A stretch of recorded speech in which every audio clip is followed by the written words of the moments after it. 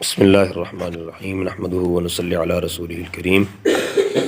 اما بعد فاعوذ باللہ من الشیطان الرجیم بسم اللہ الرحمن الرحیم 24واں پارہ جس کا خلاصہ آپ حضرات کی خدمت میں پیش کیا جاتا ہے سورۃ الزمر کا کچھ حصہ 24ویں پارے کے اندر بھی آتا ہے۔ اللہ تبارک و تعالیٰ نے دو قسم کے گروہ بنائے ہیں۔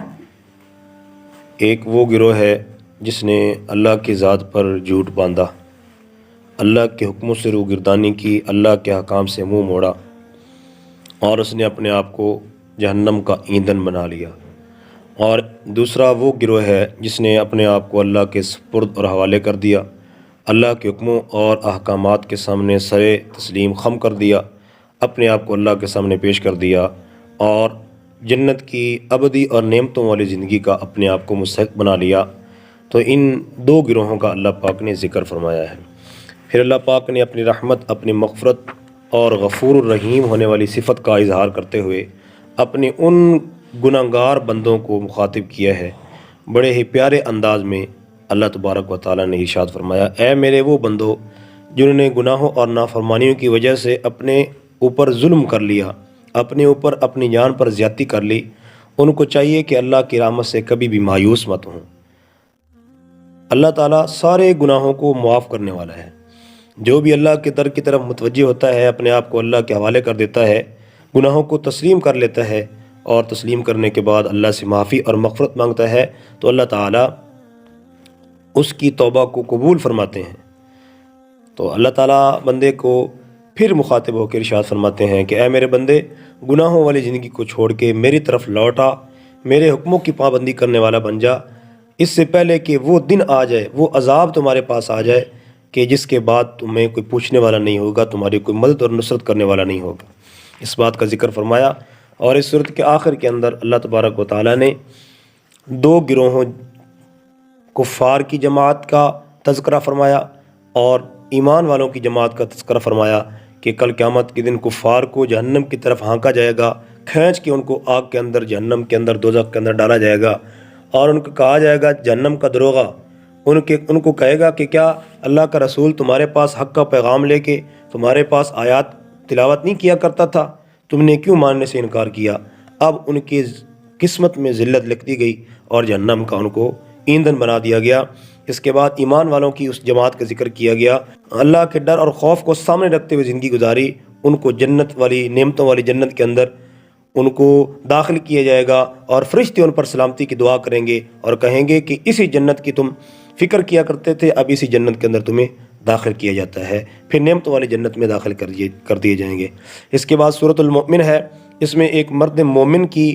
تقریر اللہ پاک نے اس کا نقشہ بیان فرمایا ہے کہ فرعون جیسے ظالم جابر کی مجلس کے اندر اس مرد مومن نے ایمان افروز تقریر کی تھی، اس مناسبت سے اس کو سورۃ المؤمن کہا گیا۔ ابتدائی آیات میں قرآن پاک کی حقانیت کا ذکر، پھر اللہ پاک کی چند صفات کا ذکر کہ اللہ پاک توبہ کو قبول کرنے والا ہے، گناہوں کو معاف کرنے والا ہے، سخت عذاب والا ہے، تو اس کا ذکر کیا گیا۔ اس کے بعد اللہ تعالیٰ کے حاملین عرش فرشتوں کا ذکر کیا گیا کہ وہ اللہ تعالیٰ کی پاکی اور تسبیح بیان کرتے ہیں اور ان لوگوں کے لیے، ایمان والوں کے لیے مغفرت کی دعا کرتے ہیں، رحمت کی دعا کرتے ہیں اور کہتے ہیں کہ اللہ جنہوں نے تیرے حکموں کے سامنے اپنے آپ کو جھکا لیا، ان کے ساتھ مغفرت والا معاملہ فرما، ان کو اس جنت کے اندر داخل فرما جس جنت کا تو نے ان سے وعدہ فرما رکھا ہے، اور ان کے گناہوں کو مٹا دے اور اپنی رحمت کی آغوش میں ان کو جگہ عطا فرما۔ قرآن پاک کا یہ اسلوب ہے کہ اللہ پاک نے ان آیات میں ایمان والوں کے ذکر کے بعد، جہنم والوں کے ذکر کے بعد جنت والوں کا ذکر بھی آیا کرتا ہے اور جنت والوں کے ذکر کے بعد جہنم والوں کا ذکر آیا کرتا ہے۔ اب اس گروہ کا ذکر کیا گیا کہ جنہوں نے اپنے آپ کو ہمیشہ ہمیشہ کی بدبختی کا مستحق بنا لیا کہ وہ قیامت کے دن جب عذاب کے اندر ڈالے جائیں گے، عذاب کا سامنا ان کو کرنا پڑے گا، تو اب وہ عذاب کی سختی کو جب برداشت کرنا ان کے لیے مشکل ہوگا تو اب وہ گڑ گڑائیں گے، آرزو کریں گے، التجا کریں گے کہ ہماری جان چھوڑ دی جائے، ہمیں مہلت دی جائے۔ لیکن مہلت کا عرصہ گزر چکا، مہلت کا وقت ختم ہو چکا۔ اللہ کی جانب سے اعلان ہوگا کہ آج فیصلے کا دن ہے، آج تم بتاؤ اللہ کی ذات و صفات میں دنیا کے اندر تم غیروں کو شریک کیا کرتے تھے کہ فلاں جو ہے فلاں بت فلاں کام کے لیے ہے، فلاں بت فلاں کام کے لیے ہے، آج ذرا بتاؤ کس کی بادشاہت ہے؟ آج یقیناً اللہ وحدہ لا شریک واحد اور قہار ذات کی بادشاہت ہے، لہذا اب تمہارے لیے مہلت کا کوئی راستہ نہیں ہے۔ اس کے بعد اللہ تعالیٰ نے ان لوگوں کا تذکرہ فرمایا جن کو نافرمانی کی وجہ سے دنیا کے اندر ہی عذاب کا سامنا کرنا پڑا۔ تو اللہ پاک نے فرمایا کہ کیا یہ لوگ جو اللہ کی آیات کا انکار کر رہے ہیں، کیا یہ زمین پر چلے پھرے نہیں ہیں؟ انہوں نے ان قوموں کے حالات، ان بستیوں کی تباہی، اجڑی ہوئی بستیاں جن پر اللہ کا غضب اور قہر نازل ہوا ان کی نافرمانی کی وجہ سے، کیا یہ زمین پر چل پھر کر ان کو دیکھ کے عبرت حاصل نہیں کرتے؟ کیا ان کو یاد نہیں ہے موسیٰ علیہ السلام کا واقعہ اور فرعون، حامان، قارون کا واقعہ؟ کس طرح انہوں نے موسیٰ علیہ السلام کی احکام کی جو ہے تکذیب کی اور جھٹلایا، اور کس قدر ان کو عذاب کا سامنا کرنا پڑا۔ پھر اللہ پاک نے جو ہے اس مرد مومن کا ذکر کیا جس نے فرعون کی جماعت کے اندر، فرعون کی مجلس کے اندر کھڑے ہو کے جس نے اپنا ایمان چھپا رکھا تھا، ایمان کا اظہار نہیں کیا تھا۔ جب فرعون نے موسیٰ علیہ السلام کو نعوذ باللہ قتل کرنے کا ارادہ کیا تو اس مرد مومن نے ایک خطبہ دیا اور ایک تقریر کی ایمان افروز، اور کہا کہ کیا تم ایسے شخص کو قتل کرنا چاہتے ہو جو یہ کہتا ہے کہ میرا رب اللہ ہے، تمہارے پاس واضح دلائل معجزات لے کے آیا ہے؟ یار اس کی بات مانتے کیوں نہیں ہو؟ اگر وہ جھوٹا ہے تو اس کے جھوٹ کا وبال نعوذ باللہ اسی پر پڑے گا، اگر وہ سچ کہہ رہا ہے تو پھر تمہیں اللہ کی پکڑ سے اور اس جو بتا رہا ہے عذاب آنے سے تمہیں کوئی بھی نہیں بچا سکتا۔ لیکن فرعون نے جب محسوس کیا کہ میری مجلس کے لوگوں پر اس شخص کی تقریر کا اثر ہوگا تو اس نے استہزاء کے طور پہ بات کے رخ کو موڑنے کی کوشش کی اور کہا کہ حامان میرے لیے ایک سیڑھی بناؤ، میں آسمانوں پہ چڑھ کے نعوذ باللہ موسیٰ کے خدا کو دیکھنا چاہتا ہوں۔ مجھے تو لگتا ہے کہ موسیٰ علیہ السلام نعوذ باللہ جھوٹ بول رہے ہیں، لیکن اس مرد مومن نے اپنی تقریر کو جاری رکھتے ہوئے کہا کہ اے میری قوم کے لوگوں، میں تو تمہیں سیدھے راستے کی دعوت دے رہا ہوں۔ میں تمہیں اس دنیا کی زندگی جس کی عارضی مال و متاع کی پیچھے پڑ کے تم حق بات کو اور آخرت کے گھر سے تم غافل ہو رہے ہو، تمہیں میں بتا رہا ہوں اس آخرت سے غافل مت ہو جاؤ۔ میں تو تمہیں نجات کی طرف بلاتا ہوں، تم مجھے آگ کی طرف بلاتے ہو۔ میں تمہیں اس طرح بلاتا ہوں کہ تم اللہ کی نافرمانی سے باز آ جاؤ۔ لیکن فرعون نے اس کی بات بھی سننے سے انکار کیا، اور پھر وہی ہوا جو اس کی قسمت میں لکھا تھا، اللہ کا عذاب اس پہ آیا اور اس کی ساری قوم اور اپنی قوم کے سمیت تباہ و برباد ہو گیا۔ اللہ تعالیٰ فرماتے ہیں کہ قبر کے اندر بھی ان کو عذاب ہو رہا ہے، اور کل قیامت کے دن بھی ان کو جو ہے دردناک عذاب کا سامنا کرنا پڑے گا۔ پھر وہ کیا کہیں گے؟ جو چھوٹے لوگ تھے وہ بڑے کی جب بات مانا کرتے تھے تو جب عذاب کو دیکھیں گے تو چھوٹے بڑے کو کہیں گے کہ تمہاری وجہ سے ہمیں عذاب کا سامنا کرنا پڑا۔ پھر وہ اس ایک دوسرے پر بات کو لوٹائیں گے، وہ ایک دوسرے کو لعن طعن کریں گے کہ تمہاری وجہ سے ہم جو ہے آج اس نوبت پر پہنچے ہیں، اللہ کی پکڑ کا سامنا ہے۔ اس بات کا ذکر کیا گیا، اور دروغہ جہنم سے کہیں گے کہ ہمارے لیے عذاب کی تھوڑی سی تخفیف کر دی جائے، لیکن ان کو کہا جائے گا کہ کیا تمہارے پاس اللہ کا پیغام پہنچانے والے نہیں آئے تھے؟ تمہارے پاس ڈرانے والے نہیں آئے تھے؟ حق بات کا پیغام تمہیں سنانے والے نہیں آئے تھے؟ اب تمہاری پکار ایسے ہی ہے جیسے کوئی سننے والا ہے ہی نہیں۔ اس وقت ان کی بے بسی کا جو ہے کوئی حال نہیں ہوگا، بے بس ہوں گے۔ اور اللہ تعالیٰ نے پھر اپنی نعمتوں اور قدرت کا ذکر کیا، جن دلائل کو، جن نشانیوں کو انسان اپنی آنکھوں سے دیکھ کے اللہ کی ذات کو پہچان سکتا ہے کہ اللہ پاک نے کتنی نعمتیں انسان کی خدمت میں لگا رکھی ہیں۔ انسان کے لیے سورج، چاند، ستارے اور یہ ساری چیزیں اللہ تعالیٰ نے، زمین، آسمان، یہ پہاڑ اور ایک خوبصورت انسان کی شکل و صورت، یہ بھی انسان کے لیے بہت بڑی نعمت ہے۔ اللہ پاک نے پاکیزہ رزق کا بھی اس کے لیے انتظام فرما رکھا۔ پھر اللہ پاک نے انسان کو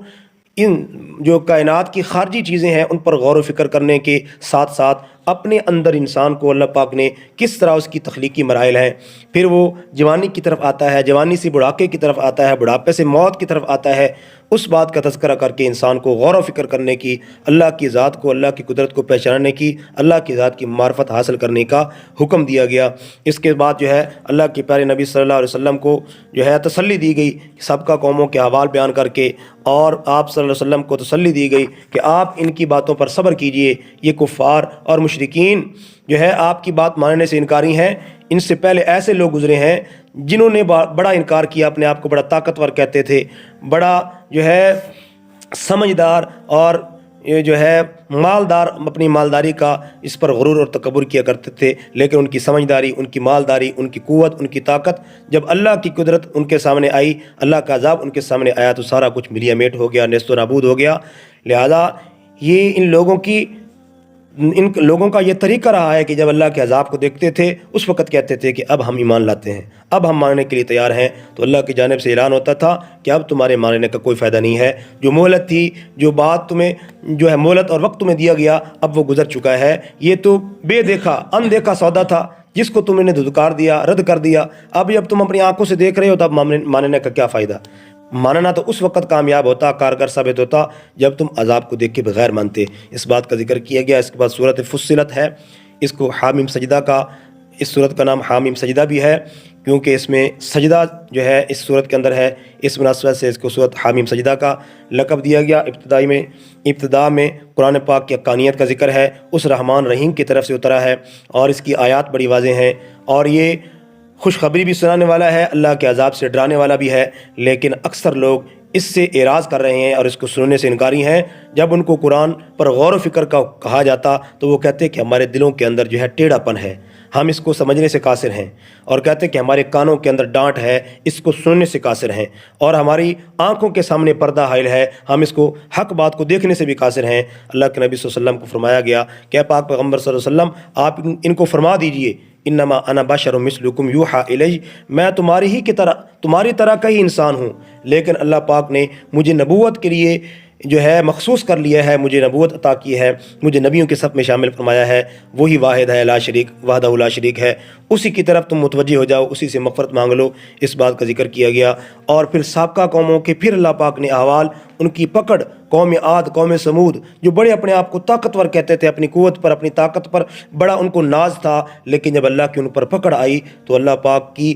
جو تیز ہوائیں تھیں، ان پر تیز آندھیوں کا عذاب آیا اور ان کو پٹک پٹک کے مارا اور ان کے غرور اور تکبر کو خاک کے اندر ملا دیا۔ اس کے بعد جو ہے اللہ پاک نے ان فرما بردار لوگوں کا اور خوش قسمت لوگوں کا ذکر کیا کہ جنہوں نے جب اپنی زبان سے اللہ کی توحید کا اقرار کر لیا اور کہہ دیا کہ قالوا ربنا اللہ ثم استقاموا، یہ بات کہہ کے پھر اس پر ڈٹ گئے اور اس پر جو ہے جم گئے، اس پر پکے ہو گئے، اللہ کے احکام کو پاؤں سے روندا نہیں ہے، اللہ کے احکام پر پابندی کرتے ہوئے جب انہوں نے زندگی گزاری ہے تو اللہ کی رحمت ان پر اترے گی، اللہ کی رحمت کے فرشتے ان پر اترتے ہیں، اور اللہ کی جانب سے ان کو یہ اعلان کیا جا رہا ہے کہ تم خوف نہ کرو، غم نہ کرو، تمہارے لیے اس جنت کی خوشخبری ہے جس کا تمہارے لیے جنت میں تم سے وعدہ کیا گیا تھا۔ ایسے لوگ اپنے آپ کو اللہ کے سپرد کر دیتے ہیں۔ اللہ پاک فرماتے ہیں کہ ہم دنیا میں بھی تمہارے دوست ہیں اور آخرت میں بھی ہماری دوستی تمہارے ساتھ ہوگی، آخرت کے دن ہم دوستی کا حق یوں ادا کریں گے کہ تمہیں وہ سب کچھ ملے گا جس کی تم تمنا کرو گے، جس کی تم خواہش کرو گے، جو مانگو گے جنت میں اللہ کی جانب سے نعمت ملے گی۔ نزلا من غفور الرحیم، یہ اس رب کی جانب سے مہمانی ہے جو بخشنے والا بھی ہے اور بڑا رحم کرنے والا بھی ہے۔ آخر کے اندر